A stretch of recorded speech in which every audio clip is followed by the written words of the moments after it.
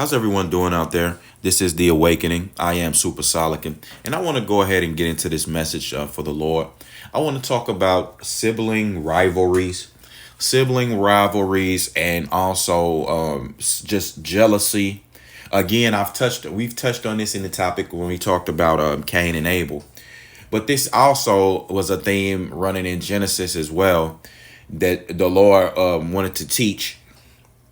He wanted to teach this about the story was with Joseph. Now, Joseph is the son born to Jacob and Rachel. He's also the founder of the Israelite tribe of Joseph. But Joseph, he lived in the land of Canaan. He had 10 half brothers, 10, one full brother, and at least one half sister. So Jacob was the favorite son. He was the beloved son of Jacob. This is where I want to stop and teach some. This is what happens and we see this happening in our families today. You'll have some children that are the favorite child due to some reasons of the parents, due to some sentiments of the parents. And when this happens, you think the other children don't feel that? You're mistaken. They feel that. They understand that. You should try your best to create a balance within your household and love your children equally as given to you under God. They always given to you by God. And you shouldn't give a certain, you shouldn't be creating favorites and competition. Some parents create and families will create competition between siblings. They'll do that. They'll be instigating competition and rivalry between the siblings. And it's not even sometimes, most of the time, it's not even done consciously. It's done subconsciously. Now, when the kids get older, it's still being done by the parents. They still comparing the kids and the brothers and the sisters together. And it's the good son, it's the bad son. They just don't do that. You understand? Now, when Joseph was 17 years old, he was given a long coat prepared by his father, a coat of many colors. And he had a dream. He had a dream that that his brother's sheep came and bowed down to his sheep. Interpreting the dream, he was interpreting that he was going to be the leader of Israel, the leader of the nation over his brothers. He was going to be chosen, God's chosen leader. And you'll see this later in the Bible. He even helped his brothers and his family. But this was something that his older brothers didn't like. Like, who would even just ask yourself, who would like, it doesn't matter where the dream, even though the dream was ordained by God, because when Joseph told that to his father, Jacob rebuked him. And he was like, because Joseph told his father his second dream, which was even saying that his father and mother would serve him, that he would be greater than them. But, that's something God was telling him. That's not something you should go boast and brag about. Don't nobody want to hear that.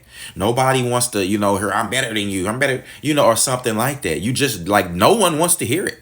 It doesn't matter. No one wants to hear that you little Lord F pants. You know what I'm saying?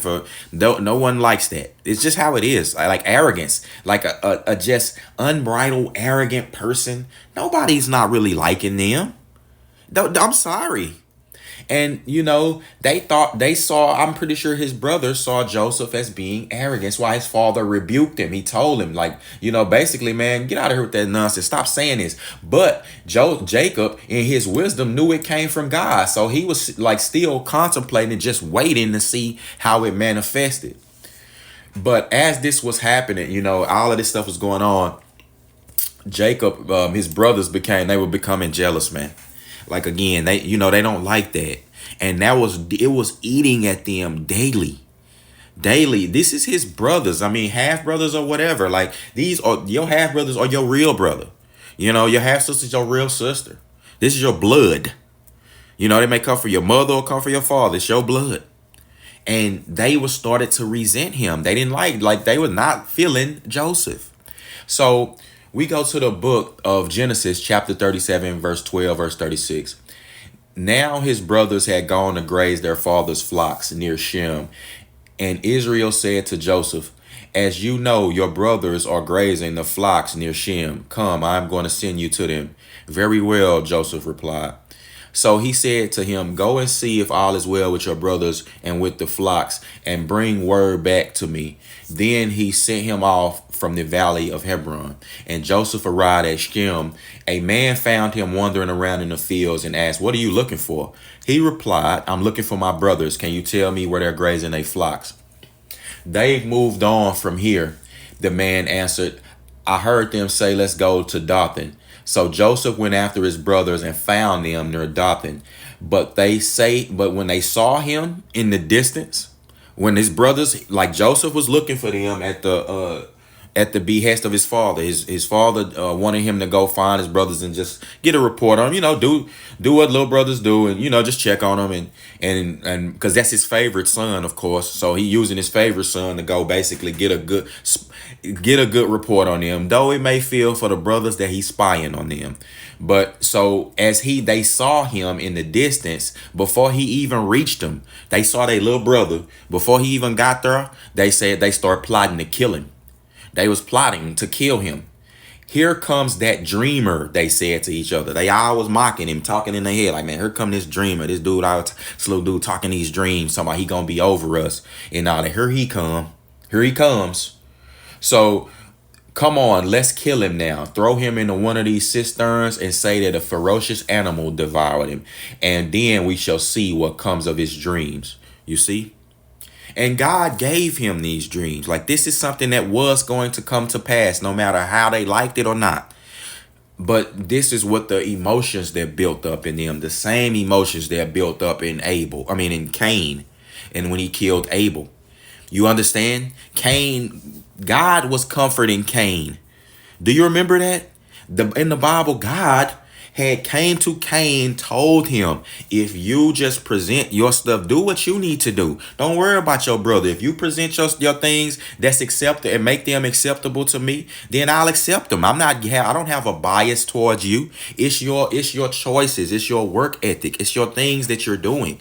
It's your heart. You presenting to me you're not giving me your best effort. And you know that, but you telling me you are. And so we're still in the book of Genesis chapter 37. And now we're in verse 21. When Reuben heard this, he tried to rescue him from their hands. One of his Joseph's brothers, Reuben, he wasn't going along with the plot to kill him. So he tried to reason with his brothers, and he said, let's not take his life, but don't shed his blood. Throw him into the cistern here in the wilderness, but don't lay a hand on him. Just leave him there, basically. Reuben said this to rescue him and to take him back to his father later. Like, that was his plot. He was going to, Reuben, he wasn't going to let them do that to his brother. He was going to play them. So he was just going to be like, all right, let's just leave him here, you know what I'm saying? And we'll tell him, just leave him so he'll just be lost. But I'm going to actually, in his heart, he was going to go back and find him and bring him back home. So when Joseph came to his brothers, they stripped him of his robe, that colorful robe his father gave him, and they took him and threw him into the cistern. The cistern was empty. There was no water in it, so they hadn't filled it with water yet. So he was just in an empty cistern. And they sat down to eat their meal. They looked up and saw a caravan of Ishmaelites coming from Gilead. Their camels were loaded with spices, balm, and myrrh, and they were on their way to take them down to Egypt. Judah said to his brothers, what will we gain if we kill our brother and cover up his blood? Come, let us sell him to the Ishmaelites and lay our hands on him. After all, he is our brother, our own flesh and blood. His other brothers agreed. So now Judah convinced them not to just leave him there for dead, but instead, they not going to gain from that. Instead, let's sell him to these Ishmaelites and sell him into slavery. So he's bound, they can just tell them Ishmaelites whatever story they want to tell him and just go ahead and take him into slavery, basically kidnap him. So when the Midianite merchants came by, his brothers pulled Joseph up out the cistern and sold him for 20 shekels of silver to the Ishmaelites who took him to Egypt. They sold their brother for 20 shekels of silver. This is what jealousy did. When Reuben returned to the cistern, the brother who was trying to save him, he was coming back to get him, and he saw that Joseph wasn't there. He tore his clothes and went back to his brothers and said, "The boy isn't there. Where can I turn now?" Then they got Joseph's robe, slaughtered a goat, dipped it in blood, and they took the ordinary robe back to the father and said, "We found this. Examine it to see whether this is your son's robe." He recognized it and said, "This is my son's robe. Some ferocious animal had devoured him. Joseph had surely been torn to pieces." Then Jacob tore his clothes, put on sackcloth, and mourned for his son many days. All his sons and daughters came to comfort him, but he refused the comfort. "No," he said, "I will continue to mourn until I join my son in the grave." So his father wept for him. You understand that they allowed their father to believe that his favorite son was dead, and you see how much it tore into Jacob. Like, Jacob was like, nobody could console him. He was like, "I'm gonna mourn for Joseph until I go to the grave with him." But meanwhile, the Midianites, they sold Joseph. Joseph's still alive, They just think he dead. Well, his father think he dead. But meanwhile, they sold Joseph into Egypt to Potiphar, one of Pharaoh's officials and the captain of the guard. Joseph was sold right into the place where he needed to go. Like, Joseph is just on a traveling mission with God at the point. But the Bible don't tell you that what he was thinking at the times when he was bound or when he was being sold. You don't hear complaining, or you don't hear him cursing God. You don't hear him saying nothing like that. He just on the ride. He just there for the ride. And that's how we need to be. We need to be like Joseph in this life, when no matter what obstacles that come against us, we shouldn't, it's like us as seasoned Christians and people who've really been walking with God, we shouldn't even get discouraged at hardship or when something bad happened. We should start immediately rejoicing. Or if you don't understand it at the moment, what's going on, you should just go along with the ride. Just strap yourself in and just go along with it, no matter where it leads you, no matter where the Spirit leads you to. Don't worry, don't fret, don't get mad, don't curse, don't try to be cursing God, don't curse nobody out. Just go along with the ride. Don't even curse your enemy, the person who doing it to you. Now, don't get me wrong. I'm not saying don't ever defend yourself. Now, you stand up and defend yourself where it go. But if it's a situation like this where Joseph, they ambushed him, they got the drop. It was nothing he could do. He was a young kid, a young man, and you sold into it. You have to be thrust into another situation, or thrust like into into a place that's out of your comfort zone. Just go along with the ride. But you know what you can and always take with you? Take the Lord, the Holy Spirit with you. You always have that. God's always with us, his people. See, God's far from the non-believer. God's far from the sinner. He's far from the secular person, the person who try to mock, the gospel and stuff like that. He far from them. When they in calamity, they don't know what's going on, and God's laughing. But with us, God's close with us. God's always close to us, always concerned with what we got going on. It's like, just like I'm reading this to you in the Bible, God's looking at that story, and God's putting his hands in it. God's the one who's looking at he saw Jacob. God's the one that put it on Reuben to tell his brothers to give them a different suggestion. God's the one who put it up on Jacob's heart to tell him to sell him to Egypt. They was going to leave him for dead. But God, the Holy Spirit, starts speaking to Jacob. The Spirit's bouncing around. It's doing everything to do this for God's will. Why? Because this was ordained to happen. Joseph had to go into Egypt. But the thing is, he just went along for the ride. And he went right into the place where he needed to be. He was sold to Potiphar, which is Pharaoh's official, one of his officials. This is the official of Pharaoh. Pharaoh's the highest position there. So he sell you to the official, one of the officials of the highest position there, or the guy with the highest position. He was the captain of the guard. And as time progressed, Joseph found favor in his eyes, and Joseph progressed throughout Egypt and became prosperous. Joseph was given, it says in, and this is in the chapter 41 verse 38, Pharaoh said unto his servants, can we find such a one as this, a man in whom the spirit of God is? And Pharaoh said unto Joseph, for as much as God has shown thee all this, there is none as discreet and as wise as thou art. Thou shalt be over my house, and according unto thy word shall all my people be ruled. Only in the throne will I be greater than you. This is what Pharaoh said to Joseph, a young man who was brought there as a slave. This is how God rose him up. This was God's plan all along. So it came to pass that it was a famine, a huge famine that came across the land. And in his wisdom, Jacob sent his 10 sons to go to Pharaoh, to go into Egypt to Pharaoh to be able to buy grain and get stuff. Because of Joseph, Pharaoh had his land prospered. Everything because of Joseph and his being blessed by God, him being so close to God, he was able to store food for the famine to come. He was warned. Do you understand? So he didn't just get swept up by that. God's people get warnings. Like I said, we just go along for the ride. The whole world could be burning. We just gonna be up in there, just looking. We're going to be preaching the gospel. It's just like right now. We're going to be teaching and preaching the gospel, but we're not going to be screaming and worried. When you see us looking calm in situations that's going to hell, you got to understand it's the spirit that's in us. We already know these things. We have discernment. God is telling us what's going on. Oh, that guy right there is going to step on the landmine. This guy right here, you need to move to the left. You know what I'm saying? It's finna go down right here. You need to, let me hop in the car. Go ahead and drive 3 miles this way. It's finna happen. This is how you get, this is the gifts you get when you close to God. I'm not playing with you.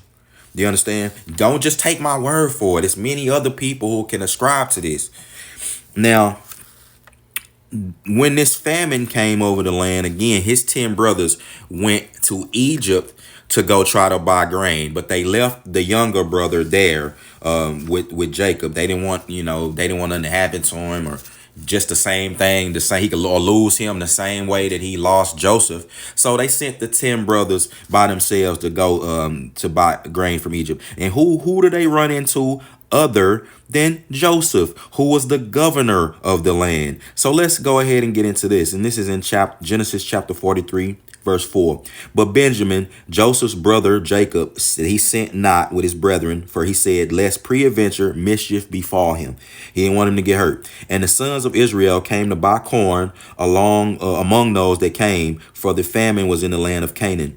Joseph was the governor over the land, and he it was that sold to all the people in the land. Go figure. The same guy, your brother, who you tossed into a ditch for dead, and then sold him into slavery like you didn't care about it. Now you have to come full circle and come to him for your survival.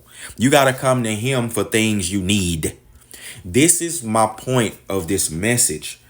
Don't ruin your relationship with your siblings for rivalry, for stuff you don't understand. Y'all might not even understand why y'all having these tensions between each other. It's not something that y'all caused. You understand? Once y'all really figure yourself out, y'all two figure who y'all really are, y'all could come together and be that working unit, that strong unit. Because two is always better than one. And I can attest to this from having a brother. Like that song said, what can a brother do for me? He can help me be the best man I can be. And that's the truth. I see where my brother is weak, and I'll come in, and I love my brother as my own soul. It'll be nothing that I'll tell him the truth. It'll be nothing that I wouldn't, do for him. I'm always there. When I don't have nobody to talk to, he always there for me to talk to. We, even though we may not always see eye to eye, that's someone who I always have in my corner. Do you understand? So Joseph was the governor, I told you, and his brothers came down and they bowed themselves before him with their faces to the earth. Joseph saw his brethren and he knew them, but he made himself strange to them and spoke roughly unto them. Like Joseph kind of like veiled his face, disguised himself, probably had on one of them fake Egyptian masks. You know how they all roll that stuff in Egypt. He made himself strange to them. They didn't recognize him, but he knew exactly who they were. And he said, and Joseph knew them, but they knew him not. And Joseph remembered the dreams which he dreamed of them. Like I'm pretty sure Joseph was thinking about them the whole time he was enslaved in Egypt, before he became the steward over Pharaoh's house and the governor there. While he was on the come up, he was probably thinking of them, dreaming of them, tossing him bound. Your brother's tying you up, bounding you, tossing you in a hole in a ditch. Some of us have, some of us may have some traumas of our brother of conflicts and stuff with our siblings and things like that, where it could have went left and somebody could have got hurt. Somebody could have died. But God, the Holy Spirit, was in the midst, protecting y'all, because he knew that you just needed some understanding. And God, it take time for that. But Joseph remembered the dreams, and he said to them, "You spies, ye are spies, to see the nakedness of the land ye are come." He started playing when he started speaking harshly to them. He knew that they weren't spies, but he started getting on them. He like, "You spies, you want to come spy out the land?" They like, nah, we are all one man's sons. We are true men, the servant. We are your servants, no spy. We not spies. And he said to them, "Nah, you spies, you want to see the nakedness of the land." And they said, "No, thy servants are 12 brethren, the sons of one man in the land of Canaan. And behold, the youngest is this day with our father. One is not. He ain't. This is just the only brother we missing is the one." And Joseph said unto them, "That's it. See, like it's just like I said, y'all are spies. Yeah, that's what it is. Hereby ye shall be proved. By the life of Pharaoh ye shall not go forth hence, except your youngest brother come here." Joseph telling them, by the life of Pharaoh who I serve, you're not gonna go forward. You're not gonna even move. You're not gonna leave her until you go into one of you go get your youngest brother, and you mess around and I'm gonna take your life. I'm gonna put your life on the line. That's what he's telling them, his brothers. He's scaring them. Joseph is doing that on purpose because of how they treated him. And he remembered those dreams. And remember, Jacob, his father, is the one who needs the food too. They're starving. It's a famine in Canaan where his father is. But Joseph is still being harsh with them because of their wickedness and how they treated him. "Hereby ye shall be proved. By the life of Pharaoh ye shall not go forth, except your youngest brother come here. Send one of you, and let him fetch your brother, and ye shall be kept in prison, that your words may be proved, whether there be any truth in you, or else by the life of Pharaoh, surely you are spies." And he put them all together into ward 3 days. And Joseph said unto them on the third day, "This do and live, for I fear God. If ye be true men, let one of your brethren be bound in the house of your prison. Go ye, carry corn for the famine of your houses. But bring your youngest brother to me. So shall your words be verified, and ye shall not die." Joseph was not playing with them. He wanted them to believe it. And so they did so. They said to one another, "We are very guilty concerning our brother, and that we saw the anguish of his soul when he besought us, and we would not hear it. Therefore is this distress come upon us." See, they started to go ahead and discern between themselves why they are even there. See, these men, they knew God as well. Though they made a wicked mistake, these men were discerning why they were finna lose their life because of what they did to their brother. And Reuben answered them, spake I not unto you, saying, do not sin against the child? And ye will not hear me. Y'all didn't listen to me. Therefore, behold, also his blood is required. His blood is required on their hands if he died, but we know he didn't. and they knew not that Joseph understood them. See, when they were saying all of that, they were talking, and they didn't know that they didn't know that that was Joseph. They were saying that in front of they were saying it in front of the governor of Pharaoh, who they didn't know that that was Joseph. But Joseph understood all that they were saying. He heard them. They didn't know that that was him, but Joseph heard them, and Joseph turned himself about from them, and he wept. Joseph cried, and he returned to them again and communed with them. And he took from them Simeon and bound him from their eyes. Then Joseph commanded them to fill their sacks with corn and restore every man's money in his sack, and give them provision on their way. And thus he did to them. Do you understand Joseph? He shed tears because of his brothers, just even because he loved his brothers so much. And to see that them actually having some remorse, and to see, like, how else would he see that unless God set that up? How else would Joseph have saw the love and the remorse, the repentance that his brothers had for doing him that way, unless they was allowed to do him that way, unless God saved him and put him in and took him all the way to Egypt and rose him up, and unless brought the famine came on the land and brought them there to have some great need from their brother. See, God did all that. And sometimes, and this is why the point of this video, because we all know, those of us who are in the truth and who know the word, we know that Joseph eventually revealed himself to his brothers, once they brought the youngest brother there, and and Joseph he was able to come back to his father, and see him before he died, and know that his son never died. His son is alive, and his dreams came true. So, but God had to do all of this. This is you might look at this and be like, man, well, why God couldn't just leave him there at his house and do? No, see, this, you don't understand how the mind of God is, how vast the mind of God is. Where were you when God was laying the foundations of the earth and the sun and the universe? You were writing out the finite decimal points and things to sustain life. Where were you? You can't do that. So the mind of God is very intricate. And it teaches like that. It's the same way God taught me with my brother. Because we was fighting like Hiroshima and Nagasaki. I mean, nearly fighting like in some situations where it could have went 0 to 100.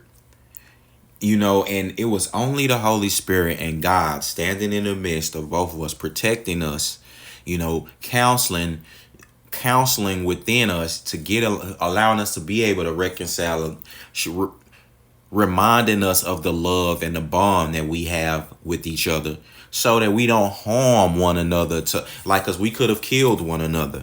And I have visions of that, and I'm so thankful. I have visions of the past. God gives me visions of how it could have went. And I'm so thankful to Christ that he was in the midst of us, and didn't allow that to happen. And he was using all of this for his purpose. Because now when we came back and we get old and have more wisdom and discernment, we see that, working, that we much better together, and we blessed to have each other, brothers and sisters, or a blessing from God. So with that being said, I hope you got something from this message. Peace and blessings to the hearers and doers of the Lord's word. A special blessing to those who listen to the end. This is The Awakening. I'm gone.